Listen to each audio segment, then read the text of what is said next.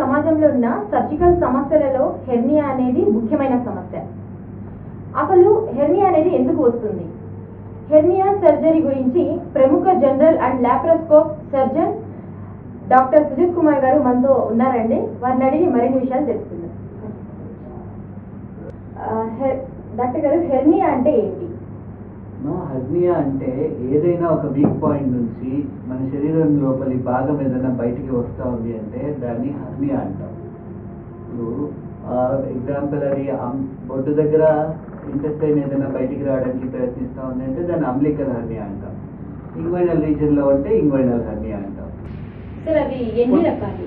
Hernia అనేది ఒకవేళ శరీరం లోపల అవుతుంది, కడుపు లోపల అవుతుంది అంటే దాన్ని ఇంటర్నల్ హెర్నియాస్ అంటాం. ఒకవేళ బయటికి అవుతున్నాయి, కనబడతా ఉన్నాయి అంటే వాటిని ఎక్స్టర్నల్ హెర్నియాస్ అంటాం. ఇప్పుడు ఎక్స్టర్నల్ హెర్నియాస్లో మనం సాధారణంగా చూసేది ఇంగ్వైనల్ హెర్నియాస్ని ఎక్కువగా చూస్తూ ఉంటాం.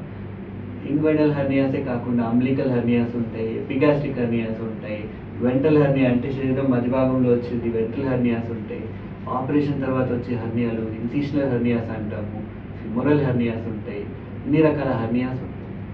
డాక్టర్ గారు, ఇది మందుల వల్ల తగ్గదా? హెర్నియా అన్నది it is A surgical condition and దీనికి మందులతోని తగ్గే ఆస్కారం ఉండదమ్మా. ఇది ఖచ్చితంగా సర్జరీతో ట్రీట్ చేసే పరిస్థితి. కానీ సర్జరీ చేస్తే ఈ ప్రాబ్లం సాల్వ్ అవుతుంది, మళ్ళీ మళ్ళీ మందులు వాడాల్సిన అవసరం ఉంటుంది. సార్, అంటే సర్జరీస్లో ఎన్ని రకాలు ఉంటాయి? ఇప్పుడు హెర్నియా సర్జరీకి వచ్చేసరికి 70-80 సంవత్సరాల నుంచి రకరకాల సర్జరీలు రకరకాల టెక్నిక్లని కనుక్కుంటానే వస్తున్నారు. ఎందుకు అంటే ఏ సర్జరికల్ టెక్నిక్ కూడా రికరెన్స్ అనేది అంటే మళ్ళీ హెర్నియా రాకుండా కాపాడలేకపోయింది. ఈ లాస్ట్ 30-40 ఏళ్ళ నుండి హెర్నియా రిపేర్ చేసి మెష్ వేస్తే రికరెన్స్ రేట్స్ అనేవి తగ్గినాయి. సో ఇప్పుడు open hernia with mesh plasty అన్నది is the gold standard of treatment. అయితే లాస్ట్ 10-15 సంవత్సరాల నుంచి మనం లాప్రోస్కోపీ ద్వారా కూడా హెర్నియా రిపేర్ని చేస్తున్నాం. డాక్టర్ గారు, ఇప్పుడు చాలా మందికి హెర్నియా అనేది కొంతమందికి డెలివరీ అయిన తర్వాత కూడా వస్తూ ఉంటాయి కదా, అది ఎందుకు అలాగా? ఎందుకు అంటే హెర్నియా రావడానికి ఎన్నో కారణాలు ఉన్నాయి. ఒకటి, సమాజంలో ఇప్పుడు తీసుకునే ఆహారంలో పోషక విలువలు లేకపోవడం వల్ల, తీసుకునే ఆహారంలో మాంసకృతులు లేకపోవడం వల్ల కండరాలు వీక్ అయిపోయి హెర్నియాలు వస్తాయి. రెండోది, తీసుకునే దాంట్లో జంక్ ఫుడ్ ఎక్కువైపోయి అధిక బరువు ఒబేసిటీతోని కడుపు లోపల విజరల్ ఫ్యాట్ పెరిగి ఇంట్రా అబ్డామినల్ ప్రెషర్ పెరగడం వల్ల హెర్నియాలు వస్తూ ఉన్నాయి.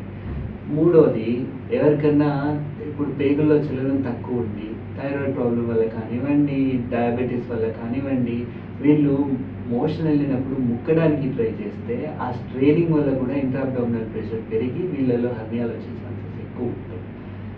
ఇంకోటి, స్మోకర్స్. వీళ్ళు రెగ్యులర్ స్మోకింగ్ చేయడం వల్ల వీళ్ళకి కఫ్ అన్నది ఉంటుంది. ఇంకోటి, patients with chronic lung disorders, వీళ్ళలో కూడా దగ్గు కంటిన్యూస్గా ఉండేసరికి ఆ ఇంట్రా అబ్డామినల్ ప్రెషర్ పెరిగి ఇంట్రా అబ్డామినల్ ప్రెషర్ కడుపు లోపల ప్రెషర్ పెరిగేసరికి ఈ ఇంటెస్టైన్స్ అన్నీ వీక్ పాయింట్ ఎక్కడ ఉంటే అక్కడ నుంచి బయటికి రావడానికి ట్రై చేస్తాయి. అందువల్ల హెర్నియాలు వస్తూ ఉంటాయి. ఇంకోటి, ప్రెగ్నెన్సీలో కూడా యూట్రస్ పెద్దగా అవడం వల్ల ఆ మజిల్ మీద స్ట్రెచ్ అనేది ఎక్కువయ్యి మజిల్ థిన్అవుట్ అయిపోయి అక్కడ నుంచి హెర్నియాలు వచ్చే ఛాన్సెస్ ఉంటాయి. ఇంకా లాస్ట్లో మాట్లాడితే, ఇప్పుడు ఆపరేషన్ అయిన తర్వాత చాలా మందిలో ఆపరేషన్ అయిన చోట హెర్నియాలు వస్తాయి. వాటిని మనం ఇన్సిషనల్ హెర్నియాస్ అంటాం. ఇది ఎందువల్ల వస్తాయంటే, ఒకటి మజిల్ వీక్నెస్ అవ్వచ్చు, రెండోది ఆ క్లోజ్ చేసేటప్పుడు ఆ టెక్నిక్ వల్ల కావచ్చు, ఆర్ ఇన్ఫెక్షన్ వల్ల కావచ్చు, ఆర్ సర్జరీ అయిన తర్వాత కొద్ది రోజులు మేము కొన్ని జాగ్రత్తలు చెప్తాం, అవి ఫాలో అవ్వకపోవడం వల్ల కూడా ఇవి మళ్ళీ వచ్చే ఛాన్సెస్ ఉంటాయి. డాక్టర్ గారు, ఇది మేజర్ సర్జరీనా లేక it is a minor surgery? అదేమ్మా, it is a hernia is a common problem and ఇది మేజర్ సర్జరీ అని అంటాము. ఎందుకు అంటే ఏ సర్జరీకైనా 45 నిమిషాల కన్నా ఎక్కువ మనం మత్తు వాడుతున్నామంటే దాన్ని మేజర్ సర్జరీ అంటాం. కాకపోతే it is a commonly done surgery. And supra major surgeries వాటన్నిటితో కంపేర్ చేసి చూసుకుంటే hernia is very small surgery. అదే డాక్టర్ గారు ఇందాక చెప్పారు కదా ఓపెన్ సర్జరీ గురించి. ఇప్పుడు అంతకుముందు కూడా వాళ్ళు లాప్రోస్కోప్ సర్జరీ అడ్వాంటేజ్ అన్నారు కదా, అది దాని గురించి? అదే ఇప్పుడు ఓపెన్ హెర్నియా సర్జరీలో మనం సాధారణంగా స్పైనల్ అనస్థీషియాలో చేస్తాం. స్పైనల్ అనస్థీషియాలో చేసినప్పుడు బొడ్డు కింద భాగం అంతా నంబ్ అయిపోతుంది. మనిషి అవేగ్గా ఉంటాడు, కానీ అట్ సేమ్ టైం సర్జరీ అవుతూ ఉంటుంది. అండ్ ఓపెన్ సర్జరీలో ఏంటి, మనం అబ్డామిన్ని ఎంటర్ అవ్వం, బయట నుండే చేసేస్తాం సర్జరీ చేసి మజిల్ రిపేర్ చేసి విల్ క్లోజ్. అండ్ ఈ మెష్ ఏదైతే వాడతామో that is not very costly. And at the same time మెష్ని మనం గత 40-50 సంవత్సరాల నుంచి మెష్ని వాడుతూ ఉన్నాము. Results are very good, recurrence rates చాలా తక్కువగా ఉన్నాయి. అయితే లాప్రోస్కోపిక్ సర్జరీకి వచ్చేసరికి ఏమవుతుంది, మనం కడుపు లోపల అబ్డామిన్లో కార్బన్ డైఆక్సైడ్తో ఇన్సఫ్లేట్ చేస్తాం. ఇంట్రా అబ్డామినల్ ప్రెషర్ని పెంచి ట్రోకర్లు వేసి టెలిస్కోప్ ద్వారా సర్జరీ చేస్తాం. అయితే యూజువల్లీ ఈ కార్బన్ డైఆక్సైడ్ ఇన్సఫ్లేట్ చేసినప్పుడు ఊపిరితిత్తుల మీద, గుండె మీద భారం పడే ఛాన్సెస్ ఉంటాయి. అయితే ఒకవేళ పేషెంట్ గుండె పరిస్థితి బాగాలేదు, ఊపిరితిత్తుల పరిస్థితి బాగాలేదు అన్నప్పుడు లాప్రోస్కోపీ కాకుండా ఓపెన్ సర్జరీని ప్రిఫర్ చేస్తాం. కానీ ఒకవేళ యంగ్ పేషెంట్ ఉండి ఎటువంటి ప్రాబ్లం లేదు అంటే వాళ్ళలో లాప్రోస్కోపీని ప్రిఫర్ చేస్తాం. డాక్టర్ గారు, ఇప్పుడు ఆపరేషన్ తర్వాత తీసుకోవాల్సినటువంటి జాగ్రత్తలు? అదే ఇప్పుడు ఆపరేషన్ చేసేటప్పుడు మేము ఏం చేస్తాము, మెష్ హ్యాండిల్ చేసేటప్పుడు తీసుకోవాల్సిన జాగ్రత్తలన్నీ తీసుకొని మెష్ని హ్యాండిల్ చేస్తాం. అంటే ఈ మెష్ అన్నది ఒక ఫారెన్ బాడీ. మెష్ వేసి మనం రిపేర్ చేస్తే ఆ మెష్ శరీరంలో కలవడానికి 6 నెలల టైం పడుతుంది. సో ఈ 6 నెలల లోపల ఈ బరువులు ఎత్తడం కానీ, ముక్కడానికి ట్రై చేయడం కానీ, దగ్గడము ఇటువంటి పనులు ఏవి చేయకూడదు. సాధారణంగా మిగిలిన పనులన్నీ చేసుకోవచ్చు. అండ్ మోస్ట్ ఇంపార్టెంట్ థింగ్ ఏంటి అంటే ఇన్ఫెక్షన్స్ అనేవి రాకుండా చూసుకోవాలి. ఇప్పుడు ఆపరేషన్ కాగానే విజిటర్స్ అందరూ, గెస్ట్ అందరూ ఎక్కువైపోతారు. సో వాళ్ళ ఇంటికి రావడం, వాళ్ళని చూసుకోవడం, వాళ్ళు వచ్చి మిమ్మల్ని ముట్టడం, ఈ ఇన్ఫెక్షన్స్ అనేవి ఎక్కువ వచ్చే ఛాన్సెస్ ఉంటాయి. సో ఒకసారి హర్నియా మెష్ ఇన్ఫెక్ట్ అయింది అంటే మళ్ళీ ఆపరేషన్ తీసుకొని మళ్ళీ స్పైనల్ అనస్థీషియాలో ఆ మెష్ని తీసేయడం ఒకటే సొల్యూషన్. అండ్ ఎప్పుడైతే అట్లా మెష్ తీసేస్తామో వెంబడే ఇంకో మెష్ వేయడానికి లేదు, ఎందుకంటే మళ్ళీ అది ఇన్ఫెక్ట్ అవుతుంది. మళ్ళీ ఇంకోసారి సర్జరీ అవసరం పడవచ్చు, లేకపోతే మళ్ళీ ఇంకోసారి హర్నియా రావచ్చు. కాబట్టి మెష్ ఇన్ఫెక్ట్ అవ్వద్దు అంటే పోస్ట్ ఆపరేటివ్ కేర్ అన్నది అందరికన్నా ఇంపార్టెంట్గా పేషెంట్ ఫాలో అవ్వాలి, పేషెంట్ అటెండర్స్ ఫాలో అవ్వాలి. డాక్టర్ గారు, వీటి వల్ల కాంప్లికేషన్స్ ఏమైనా ఉంటాయి? కాంప్లికేషన్స్ అంటే ఇప్పుడు హర్నియాకి కాంప్లికేషన్స్ వేరు ఉంటాయి, ఆపరేషన్కి కాంప్లికేషన్స్ వేరు ఉంటాయి. ఇప్పుడు హర్నియా కాంప్లికేషన్స్ ఏంటి, ఒకసారి హర్నియా డిటెక్ట్ అయిన తర్వాత ఎంత తొందరగా అయితే అంత తొందరగా ఆపరేషన్ చేసుకోవడం మంచిది. ఇప్పుడు ఎవరైనా హర్నియాకి ఆపరేషన్ వద్దు అంటే దాన్ని నమ్మొద్దు. ఎందుకంటే చిన్న డిఫెక్ట్, ఇంట్రా అబ్డామినల్ ప్రెషర్ పెరిగినప్పుడు ఎంత ఫోర్స్తోనైతే ఇంటెస్టైన్స్ బయటికి వస్తాయో అంతే ఫోర్స్తోనే అవి లోపలికి పోవు. ఈ హర్నియల్ డిఫెక్ట్ ఏదైతే ఉందో అది ఒక కన్స్ట్రిక్షన్ లాగా యాక్ట్ చేస్తుంది ఇంటెస్టైన్కి. సో 6 గంటల కన్నా ఎక్కువ ఇంటెస్టైన్ కన్స్ట్రిక్ట్ అయింది అంటే ఆ ఇంటెస్టైన్కి రక్త సరఫరా అనేది తగ్గి ఇంటెస్టైన్ కుళ్ళిపోయే ఛాన్సెస్ ఉంటాయి, స్ట్రాంగులేట్ అయ్యే ఛాన్సెస్ ఉంటాయి. సో అట్లాంటి పరిస్థితులలో మనం హర్నియా సర్జరీ కాకుండా మిడ్లైన్ ఎక్స్ప్లోరేటరీ లాప్రోటమీ చేసుకొని ఆ కుళ్ళిపోయిన పేగుని తీసి పేగులో మళ్ళీ అనస్టమోసిస్ చేయాల్సిన అవసరం ఉంటుంది. It is a very high risk to life, ప్రాణాపాయ పరిస్థితిని కొని తెచ్చుకున్నట్టు అవుతుంది. అందుకే హర్నియా ఉన్నప్పుడు ఎప్పుడు కూడా ఆగమని ఎవరిని చెప్పం. అండ్ ఎంత తొందరగా అయితే అంత తొందరగా వాళ్ళని సర్జరీ చేయించుకోమని చెప్తాం. ఎప్పుడు ఆగుతామంటే వాళ్ళ లంగ్ కండిషన్ బాగాలేదు, వాళ్ళ హార్ట్ కండిషన్ బాగాలేదు, లేదు వాళ్ళ బీపీ కంట్రోల్లో లేదు, వాళ్ళ షుగర్లు కంట్రోల్లో లేవు, లేదంటే హిమోగ్లోబిన్ తక్కువగా ఉంది, వేరే ఏదైనా పరిస్థితి థైరాయిడ్ కంట్రోల్లో లేదు, అటువంటి పరిస్థితి ఉన్నప్పుడు వాటన్నిటిని కంట్రోల్ చేసుకొని అప్పటిదాకా అండర్ అబ్జర్వేషన్ హర్నియా సర్జరీని పోస్ట్పోన్ చేయవచ్చు. డాక్టర్ గారు, ఇప్పుడు హెర్నియా వచ్చినప్పుడు వెంటనే సర్జరీ చేయాలంటారు, ఎందుకు డాక్టర్? అదే అమ్మా, ఇప్పుడు బేసిక్గా ఒకసారి ఇంటెస్టైన్ ఎంత ఫోర్స్తో అయితే బయటకు వస్తుందో అది అంతే ఫోర్స్తో లోపలికి పోదు. అట్లాంటప్పుడు ఏమవుతుంది, సివియర్గా పెయిన్ వచ్చి ఇంటెస్టైనల్ అబ్స్ట్రక్షన్ వచ్చి ఇంటెస్టైనల్ స్ట్రాంగులేషన్కి వెళ్ళే ఛాన్సెస్ ఉంటాయి. అట్లాంటివి ప్రాణాపాయ పరిస్థితిలో ల్యాండ్ అవ్వద్దు. కాబట్టి ఎంత తొందరగా అయితే అంత తొందరగా సర్జరీ చేసుకోవాలని చెప్తాం. డాక్టర్ గారు, ఇప్పుడు హెర్నియా వస్తే ఏదైనా పెయిన్ అలాంటివి ఏమైనా ఉంటుందా? ఉంటుంది. ఇప్పుడు హర్నియాని గుర్తించడం ఎలా అని చాలా మంది అడుగుతుంటారు. ఇప్పుడు హర్నియాని గుర్తించడానికి బేసికల్లీ ఏదైనా ఒక స్వెల్లింగ్ శరీరంలో ఇంతకుముందు ఎప్పుడు లేని ఇప్పుడు స్వెల్లింగ్ కనబడతా ఉంది, అది మీరు తగ్గినప్పుడల్లా బయటకు వస్తూ ఉంది, పెరుగుతూ ఉంది సైజులో, దాన్ని లోపలికి నొక్కితే లోపలికి పోతూ ఉంది. అట్లాంటప్పుడు మీకు అది హర్నియా అనే డౌట్ రావాలి. సో అట్లా ఏదైనా ఉంటే వెంబడే వెళ్ళి డాక్టర్ని కలవాలి. సో ఇప్పుడు అది ఎప్పుడైతే బయటికి వస్తుందో సహజంగా పెయిన్ అన్నది వస్తుంది. అది లోపల ఉన్నప్పుడు పెయిన్ ఉంటుంది. ఇప్పుడు ముక్కడానికి ట్రై చేసినా, తగ్గిన, బరువులు ఎత్తినా ఇది బయటకు వస్తుంది కాబట్టి పెయిన్ వచ్చేసాం. ఇప్పుడు డాక్టర్ గారు ఇదివరకే మీరు చెప్పారు హెర్నియా సర్జరీ చేయడానికి థైరాయిడ్ అండ్ బీపీ లాంటివి కంట్రోల్ చేసి చేయాలన్నారు. అది ఎందువల్ల అది డెఫినెట్గా కంట్రోల్ చేయాలన్నారు? డెఫినెట్ ఇప్పుడు బీపీ ఎక్కువ ఉంటే ఆపరేషన్ టైంలో బ్లీడింగ్ ఎక్కువ అయ్యే ఛాన్సెస్ ఉంటాయి. బ్లీడింగ్ తొందరగా కంట్రోల్ అవ్వదు. అండ్ సర్జరీ అప్పుడు బ్లడ్ ఫ్రీగా ఉంటే అది ఇట్స్ ఆల్వేస్ పేషెంట్ హిమోగ్లోబిన్ తగ్గకుండా ఉంటుంది. ఇప్పుడు థైరాయిడ్ తక్కువ ఉన్నప్పుడు పేషెంట్ యొక్క పరిస్థితి మెటబాలిక్ రేట్ అన్నది చాలా తక్కువ ఉంటుంది. అండ్ ఆ ప్రాసెసింగ్ అన్నది డ్రగ్స్ని ప్రాసెస్ చేసుకోవాలి. సో థైరాయిడ్ సెటిల్ అయ్యేదాకా ఆగితే పుండ్లు మారడం ఇవన్నీ కరెక్ట్గా ఉంటాయి. డాక్టర్ గారు ఇప్పుడు హెర్నియా సర్జరీ అయిన తర్వాత చాలా మంది మీరు కూడా చూస్తూ ఉంటారు అండ్ ఫెయిల్ అయ్యి మీ దగ్గరికి వస్తూ ఉంటారు కదా, దానివల్ల మీరు ఏమైనా మెసేజ్ ఇవ్వగలరా? అదే అమ్మా, ఈ హర్నియా అన్నది it is a common problem అండి. చాలా చాలా సాధారణమైన పరిస్థితి, చాలా మందిలో చూస్తూ ఉంటాం. దీని సర్జరీ కూడా కంగారు పడాల్సిన సర్జరీ కాదు, తొందరగా అయిపోతుంది. కరెక్ట్ డాక్టర్ చేస్తే మళ్ళీ మళ్ళీ వచ్చే ఛాన్సెస్ తక్కువ.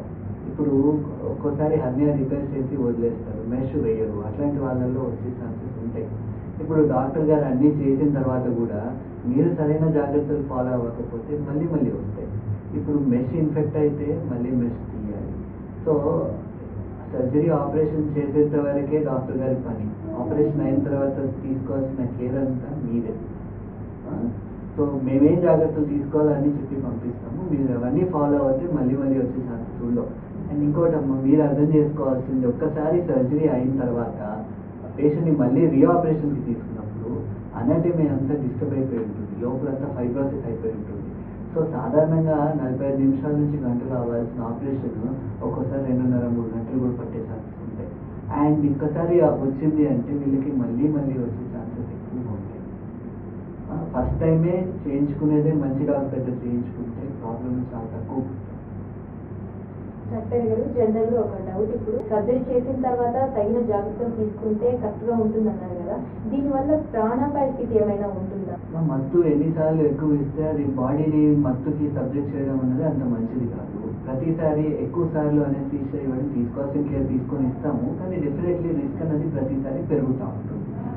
ఇట్ ఇస్ సేఫ్ సర్జరీ, కానీ రిపీటెడ్గా చేసినప్పుడు దానికి ఉండే రిస్క్. సార్ ఇప్పుడు ఇది వరకు మీరు చెప్పారు open hernia surgery and laparoscopy, ఇది దీంట్లో ఏది బెస్ట్ అంటారు ఈ రెండింటిలో? మా ప్రతి సర్జన్కి ఇండిపెండెంట్ ఒపీనియన్, వాళ్ళ ఓన్ ఒపీనియన్ వాళ్ళకు ఉంటుంది. కొన్ని ఏళ్ళ నుంచి, కొన్ని ఓవర్ ఫ్యూ డికేట్స్ నుంచి open surgery with hernia, open hernia repair with mesh అన్నది it is the gold standard.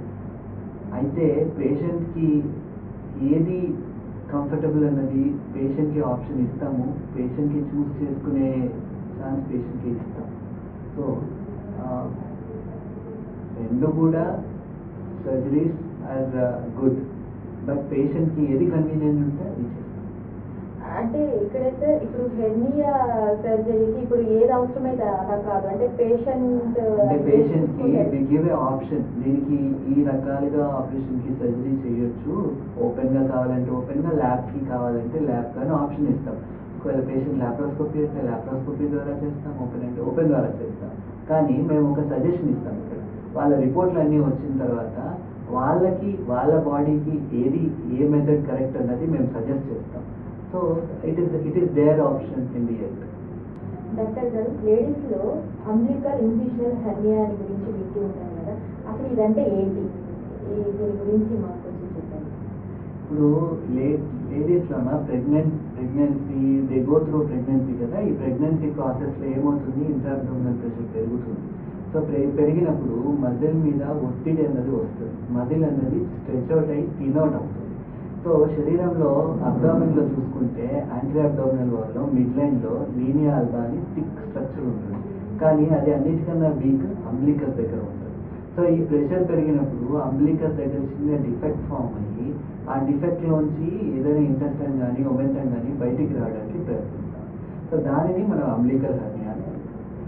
రెండోది మోస్ట్ కామన్గా ఆడవాళ్ళలో చూసేది వాళ్ళకి సిజేరియన్ సెక్షన్ లాంటివి అయిన తర్వాత ఇన్సిషనల్ హెర్నియాస్ అని చూస్తాం. ఇన్సిషనల్ హెర్నియాస్ అంటే ఇన్సిషన్ ఎక్కడైతే ఇస్తామో అక్కడి నుండి వచ్చే హెర్నియాలు. ఇవి ఎందుకు వస్తాయంటే బేసిక్గా ఆపరేషన్ తర్వాత తగు జాగ్రత్తలు తీసుకోకపోతే వస్తాయి, లేదు వీళ్ళ ఆ ఆపరేషన్ టైంలో క్లోజర్ అనేది సరిగ్గా లేదు వస్తాయి. సో వీటి గురించి అవగాహన ఉంటే వీటికి కావాల్సిన జాగ్రత్తలు తీసుకుంటే ప్రాబ్లమ్స్ అనేవి రాకుండా. డాక్టర్ గారు వీటిని అరికట్టడానికి ఎలాంటి జాగ్రత్తలు తీసుకోవాలి? ఇప్పుడు ప్రెగ్నెన్సీలో ఉన్నప్పుడు నీళ్లు బాగా తీసుకోవాలి. ఇప్పుడు ప్రెగ్నెన్సీలో ఉన్నప్పుడు సాధారణంగా కంప్లైంట్ మోషన్ గట్టిగా రావడం అనేది కంప్లైంట్ ఇస్తూ ఉంటుంది. సో వీళ్ళు ఆల్రెడీ ఇంట్రాబ్డామినల్ ప్రెషర్ పెరిగి ఉంటుంది. దీంట్లో వీళ్ళు ముక్కడానికి ట్రై చేసినప్పుడు ఈ హర్నియాలు అనేవి ఫామ్ అయ్యే ఛాన్సెస్ ఎక్కువ ఉంటాయి. సో ఈ మోషన్ ఫ్రీగా రావాలి అంటే మళ్ళీ వీళ్ళు తీసుకునే దాంట్లో నీరు అన్నది ఎక్కువ ఉంటుంది. ప్రతి 20 కిలోలకి కనీసం 1 లీటర్ నీళ్లు తాగాలి. ఒకవేళ 70 కిలోలు ఉన్నారు కనీసం ఒక 3-3.5 లీటర్ నీళ్లు తాగాలి. ఇది కూడా ఎట్లా గంటకి 1 గ్లాస్ లాగా తీసుకోవాలి. గంటకి 1 గ్లాస్ లాగా ప్రొద్దున 6 గంటల నుంచి సాయంత్రం 6 గంటల వరకు తీసుకోవాలి. ఆ సాయంత్రం 6 తర్వాత సాధ్యమైనంత వరకు వాటర్ ఇంటేక్ తగ్గించాలి ప్రెగ్నెంట్ లేడీస్ యూజువల్లీ. సో ఈ రాత్రి వాటర్ తీసుకుంటే ఏమవుతుంది, మళ్ళీ ఈవినింగ్ 6 తర్వాత తీసుకుంటే రాత్రి నిద్ర అంతా డిస్టర్బ్ అయిపోతుంది. యాజ్ పర్ ప్రెగ్నెంట్ లేడీస్కి యూరినేషన్ ప్రాబ్లమ్స్ ఎక్కువ ఉంటాయి. అండ్ రెండోది మోషన్ ఫ్రీగా రావాలి అంటే ఏది తిన్నా కానీ ఆ తినడానికి ముందు 1 గ్లాస్ వాటర్ తాగి తినండి. అండ్ తీసుకునే ఆహారంలో ఫైబర్ అనేది ఎక్కువ ఉండాలి. ఇప్పుడు ఫైబర్ అంటే పాలకూర, specifically all green leafy vegetables, మట్టిలో మొలిచే గడ్డలన్నీ they are rich in fibre. ఇప్పుడు చిక్కుడు, గోరుచిక్కుడు, బీన్స్ అంటాం, ఇవన్నీ they are rich in fibre. ఇటువంటివన్నీ ఎక్కువ తీసుకుంటామంటే మోషన్ అనేది ఫ్రీగా ఉండే ఛాన్సెస్ ఉంటాయి. ఇప్పుడు అన్నంలో కూరలాగా కాదు, పాలకూరలోనే అన్నం కలుపుకొని తినాలి. అంత ఎక్కువ కూర తీసుకుంటే మోషన్ అనేది ఫ్రీగా ఉండే ఛాన్సెస్ ఉంటాయి. డాక్టర్ గారు ఇప్పుడు మీరు ఇది ఇన్సిషనల్ అండ్ అంబ్లికల్ హెర్నియా గురించి చెప్పారు కదా, అది వచ్చినప్పుడు తెలుసుకునేటువంటి ఏదైనా సూచనలు ఏమైనా ఉంటాయి, ఎలా తెలుస్తాయి? అదే ఇప్పుడు అంబ్లికల్ దగ్గర బొడ్డు దగ్గర మీరు ఇంతకు ముందు కనబడిన ఒక స్వెల్లింగ్ ఇప్పుడు కనబడతా ఉంది. అది తగ్గినప్పుడల్లా బయటకు వస్తూ ఉంది, దాన్ని నొక్కినప్పుడల్లా అది లోపలికి పోతా ఉంది. దాన్ని మనం హెర్నియా అంటాం. సో అట్లాంటిది ఏదైనా ఉంటే వెంబడే వెళ్ళి డాక్టర్ గారిని కలవాలి. డాక్టర్ గారు దానివల్ల నాకు పెయిన్ అలాంటివి ఏమైనా ఉంటాయా? పెయిన్ సాధారణంగా చిన్న స్టేజ్లో ఉన్నప్పుడు ఇంటెస్టైన్ కొద్దిగానే బయటకు వచ్చినప్పుడు పెయిన్ ఉండదు. కానీ ఎప్పుడైతే ఫోర్స్తో ఒక లూప్ ఆఫ్ ఇంటెస్టైన్ బయటకు వచ్చేస్తుందో ఆ స్వెల్లింగ్ అనేది టెన్స్ అయిపోయి పెయిన్ వచ్చే ఛాన్సెస్ ఉంటాయి. అప్పుడు అది దట్ బికమ్స్ ఎమర్జెన్సీ, అత్యవసరంగా ఆపరేషన్ చేయాల్సిన అవసరం కూడా ఉండొచ్చు. అయితే ఇందులో ఎప్పుడైతే ఇట్లా స్వెల్లింగ్ వస్తుందో 6 గంటల లోపల మొదటి మేము పేషెంట్కి చెప్పేది వెళ్ళి పడుకోమని చెప్తాం, ఒక అరగంట పడుకోమంటాం. సో పడుకొని కామ్ అయ్యి మధ్యలో చుట్టూ ఉన్న మధ్యలో రిలాక్స్ అవుతాయి, ఈ స్వెల్లింగ్ దానంతట అదే లోపలికి వెళ్ళిపోయే ఛాన్సెస్ ఉంటాయి. కానీ హాఫ్ అన్ అవర్ తర్వాత అది పోగట్లేదు అంటే వాళ్ళు అత్యవసరంగా 6 గంటల లోపల వాళ్ళ డాక్టర్ గారి దగ్గరికి వస్తే మా దగ్గర ఒక టెక్నిక్ తోటి ప్రాక్టీస్ అని అంటాం, ఆ టెక్నిక్ తోని ఇంటెస్టైన్ని లోపలికి పంపించు. సో దానివల్ల అడ్వాంటేజ్ ఏమవుతుంది, ఒక ఎమర్జెన్సీ సర్జరీని అవాయిడ్ చేసి ఎలెక్టివ్గా తర్వాత రోజున సర్జరీ చేసుకోవడానికి ఆస్కారం ఉంటుంది. కానీ ఎప్పుడైతే 6 గంటలు దాటుతుందో ఆ బ్లడ్ సప్లై అన్నది ఇంటెస్టైన్కి కాంప్రమైజ్ అవుతుంది. ఆ ఇంటెస్టైన్కి బ్లడ్ సప్లై కాంప్రమైజ్ అయ్యి ఇంటెస్టైన్ కుళ్ళిపోవడం మొదలవుతుంది అన్నప్పుడు ఖచ్చితంగా పేగుని కట్ చేయాల్సిన అవసరం వస్తుంది. డాక్టర్ గారు ఇప్పుడు నాకు చిన్న జనరల్ క్వశ్చన్ ఉంది, ఇది ఉన్నప్పుడు ఏదైనా వామిటింగ్ సెన్సేషన్ అలాంటివి, ఫుడ్ డైజెస్ట్ అవ్వకపోవడం అలాంటివి ఏమైనా ఉంటాయి? అదే ఇప్పుడు ఇంటెస్టైనల్ అబ్స్ట్రక్షన్ అంటాం, అంటే ఈ లూప్ ఆఫ్ ఇంటెస్టైన్ బయటకు వచ్చి ఇప్పుడు బ్లడ్ సప్లై కాంప్రమైజ్ అవ్వలేదు కానీ లూప్ ఆఫ్ ఇంటెస్టైన్ బయటకు వచ్చింది అంటే పైన ఆహారం అనేది పేగులో కదలేకపోతుంది. అప్పుడు ఇంటెస్టైనల్ అబ్స్ట్రక్షన్ లాంటి ఫీచర్స్లో మేనిఫెస్ట్ అవ్వచ్చు, వాళ్ళల్లో వామిటింగ్స్ లాంటివి. దీనివల్ల ఏమైనా వామిటింగ్ సెన్సేషన్ మస్ట్ సర్జరీ ద్వారానే తగ్గించగలరు? ఖచ్చితంగా సర్జరీ చేయాలి, ఎంత తొందరగా అయితే అంత తొందరగా చేయాల్సిన అవసరం ఉంటుంది. ఒకవేళ అది హర్నియా అన్నది మనం లోపలికి మ్యానిపులేట్ చేయగలిగితే ఆ పేషెంట్ని మనం సర్జరీకి ఫిట్ చేసుకొని ఎలెక్టివ్గా చేసే ఛాన్సెస్ ఉంటాయి. డాక్టర్ గారు ఇప్పుడు దీనికి పరిమిత కాలం అంటూ ఏదైనా ఉంటుందా హెర్నియా ఇట్లాంటివి వచ్చినప్పుడు? కరెక్ట్, మీరు అడిగింది. ఇప్పుడు కొందరు పేషెంట్స్కి హర్నియా 10 ఏళ్ళ నుంచి 15 ఏళ్ళ నుంచి ఉంటుందండి. తెలిసిన తర్వాత 20 ఏళ్ళు ఆగిన వాళ్ళు కూడా ఉన్నారు. ప్రాబ్లం రానంత వరకు ఇబ్బంది లేదు, కానీ ప్రాబ్లం వస్తే అదే రోజు ఆపరేషన్ చేయించుకోవాల్సి వస్తుంది. సో ఆ ప్రాబ్లం వచ్చేదాకా ఆగొద్దు, ఎప్పుడు ప్రాబ్లం వస్తుందో తెలియదు. అందుకే హర్నియా ఉన్నప్పుడు ముందు జాగ్రత్త తీసుకోవడం మంచిది. అంటే ఇది డాక్టర్ గారు ఇప్పుడు ఇది ఎవరిలో ఎక్కువ శాతం కనబడుతుంది, చిన్నపిల్లల్లోనా లేకపోతే పెద్దవాళ్ళలోనా? ఇప్పుడు చిన్నపిల్లల్లో అంటే కంజనైటల్ హర్నియాస్ అంటాం. అంటే వీళ్ళల్లో ఏంటి పుట్టుకతోని కొందరికి హర్నియాస్ ఉంటాయి, వాళ్ళలో మనం వెంబడే ఆపరేషన్లు చేయం, 1.5 సంవత్సరం వరకు ఆగుతాం. ఎందుకంటే చాలా మటుకు హర్నియాస్ 1.5 yearలో అవే డిసపియర్ అయిపోతాయి. ఆ 1.5 year తర్వాత కూడా పర్సిస్ట్ అయింది అంటే అప్పుడు వాళ్ళలో ఆపరేషన్ చేస్తారు. ఇప్పుడు పెద్దవాళ్ళలో ఎస్పెషల్లీ మగవాళ్ళలో తీసుకుంటే ఇంగ్వైనల్ హెర్నియా అన్నది కామన్గా చూస్తున్నాం. పెద్దవాళ్ళంటే ఇదే వయసులో 20 నుంచి 40 ఏళ్ళ వయసులో, 20 ఏళ్ళ నుంచి 50 ఏళ్ళ వయసులో ఇండైరెక్ట్ ఇంగ్వైనల్ హెర్నియా అన్నది చాలా ఎక్కువ చూస్తున్నాం. ఎందుకంటే ఇది ఇంగ్వైనల్ హెర్నియాలోనే ఒక వెరైటీ. ఆ ఇంగ్వైనల్ కెనాల్ అన్నది మన బీజాలు కిందికి దిగడానికి పుట్టుకతోనే మన బాడీ క్రియేట్ చేసుకున్న ఇంగ్వైనల్ కెనాల్ అది. ఇప్పుడు ప్రెషర్ పెరిగిన ప్రతిసారి ఆ ఇంగ్వైనల్ కెనాల్లోకి కొద్ది కొద్దిగా పేగలు దిగడం మొదలుపెట్టి అది స్క్రోటంలోకి వస్తుంది. దానిని ఇండైరెక్ట్ ఇంగ్వైనల్ హెర్నియా అంటాం. ఇది సాధారణంగా 20 to 50 years ఏజ్ గ్రూప్లో ఎక్కువగా చూస్తాం. ఒక పర్టికులర్ 50 years దాటిన తర్వాత వచ్చే హర్నియాలు ఉంటాయి, ఇంగ్వైనల్ హెర్నియాస్. వాళ్ళల్లో అది మజిల్ వీక్నెస్ వల్ల వచ్చే ఇంగ్వైనల్ హెర్నియాస్ ఉంటాయి, వాటిని డైరెక్ట్ ఇంగ్వైనల్ హెర్నియాస్ అంటాం. అయితే ఇప్పుడు ఈ హర్నియా ఏదైనా కానీ సర్జరీ చేసినప్పుడు ఇండైరెక్ట్కి డైరెక్ట్కి రెండింటికి చేసి సర్జరీ చేయాల్సి ఉంటుంది. డాక్టర్ గారు ఇప్పుడు హెర్నియా సర్జరీ అయిన తర్వాత సాధారణంగా డాక్టర్స్ అందరూ ఒక 10-15 days ఉండాలి, అబ్జర్వేషన్లో ఉండాలి అన్నట్లు చెప్తూ ఉంటారు. అది మీరైతే అదే ఎన్ని రోజులు, ఎన్ని సెషన్ ఏంటి? ఇప్పుడు సాధారణంగా మా ఆపరేషన్లు అన్ని పొద్దున్న 4 గంటలకు 5 గంటలకు స్టార్ట్ అయిపోతాయి. సో ఆపరేషన్ అయ్యి పేషెంట్ బయటకు వచ్చేవరకు 7 గంటలు 7:30. సో అక్కడ ఒక అబ్జర్వేషన్లో రికవరీ రూమ్లో ఒక 1 hour పెట్టేసి అన్నీ నార్మల్గా వైటల్స్ నార్మల్గా ఉంటే డైరెక్ట్గా రూమ్ షిఫ్ట్ చేస్తాము. రూమ్ షిఫ్ట్ చేసి మత్తు ఎఫెక్ట్ పోవడానికి కనీసం 6 నుంచి 8 గంటలు టైం పడుతుంది. ఆ మత్తు ఎఫెక్ట్ అంతా తగ్గిన తర్వాత అదే రోజు పేషెంట్ని నడిపించడము, మెల్లిమెల్లిగా వాటర్తో స్టార్ట్ చేసి సాఫ్ట్ రైట్ నార్మల్ రైట్ రాత్రి వరకు ఇచ్చేస్తాము. అదే రోజు పేషెంట్ని నడిపించేసి పేషెంట్కి ఒకసారి నమ్మకం వస్తుంది నేను నడవగలుగుతానని, మళ్ళీ తీసుకెళ్ళి పడుకోగలుగుతాను. సో 24 hours తర్వాత ఆపరేషన్ అయిన 24 గంటల తర్వాత పేషెంట్ ఆయన స్నానం ఆయనే చేయొచ్చు, మెట్లు ఎక్కడం దిగడం నడవడం బట్టలు వేసుకోవడం మోషన్కి వెళ్ళడం తినడం అన్నీ నార్మల్ అయిపోతాయి. రెండో రోజుకి డిశ్చార్జ్ చేస్తాం. అండ్ కుట్లు ఏవైతే వేస్తామో క్లిప్లు కానీ కుట్లు కానీ అది తీయించుకోవడానికి 8వ రోజు రావాలి. సాధారణంగా ఇది మనం ఫాలో అయ్యేది. ఒకవేళ పేషెంట్కి షుగర్ ఉంది, బీపీ ఉంది, కంట్రోల్లో లేదు అంటే ఇంకొక రోజు ఎక్స్ట్రా ఉంటుంది. డాక్టర్ గారు ఇప్పుడు సర్జరీ గురించి చెప్పారు. మీరు సర్జరీ చేసిన తర్వాత ఫుడ్ పర్టికులర్గా ఇదే తినాలి లేకపోతే ఏవైనా తినవచ్చా అనేవి ఏమైనా ఉన్నాయా రూల్స్ అండ్ రెగ్యులేషన్స్? అదే ఇప్పుడు చాలా మంది పేషెంట్స్ అడుగుతూ ఉంటారు ఈ పప్పు తింటే చీము వస్తుంది అని చెప్పేసి. పప్పుకి చీముకి సంబంధం లేదు, పప్పుల్లోనే మాంసకృతులు ఉంటాయి. సో ఎంత పప్పులు తింటే అంత ఫుడ్ తొందరగా మానుతుంది. కాకపోతే నమ్మకానికి వాల్యూ ఇచ్చి ఏదైనా ఒక నమ్మకం ఉండినప్పుడు దానికి వాల్యూ ఇచ్చి మేము తినకండి అని చెప్తాం. సో మా ఉద్దేశంలో ఏదైనా తినొచ్చు, కానీ యాంటీబయాటిక్స్ అవి వాడుతూ ఉంటారు. Surgery itself is stressful condition, stress ఉన్నప్పుడు అసిడిటీ పెరుగుతుంది కాబట్టి అసిడిటీ క్రియేట్ చేసే ఫుడ్ని ఎక్కువ తీసుకోవద్దు అని చెప్తాం. కారం వస్తువుల్ని అవాయిడ్ చేయమంటాం, టైంకి భోజనం చేయమంటాం, ఫ్రూట్స్ ఎక్కువ తీసుకోమని చెప్తాం, వాటర్ బాగా తాగమని చెప్తాం. డాక్టర్ గారు ఇప్పుడు హెర్నియా సర్జరీ చేసిన తర్వాత ఫర్ ఎగ్జాంపుల్ రైట్ సైడ్ చేశారనుకోండి, లెఫ్ట్ సైడ్ వచ్చే అవకాశం ఏమైనా ఉంటుందా?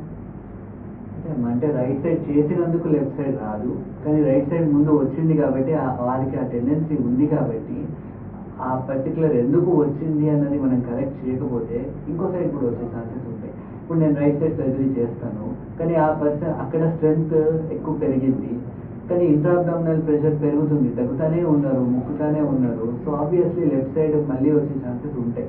సో ఇప్పుడు హర్నియా చేయడమే కాదు, అది ఏదైతే ఇంట్రాబ్డామినల్ ప్రెషర్ ఎక్కువ చేస్తుందో దాన్ని కూడా మనం అడ్రస్ చేయాల్సి ఉంటుంది.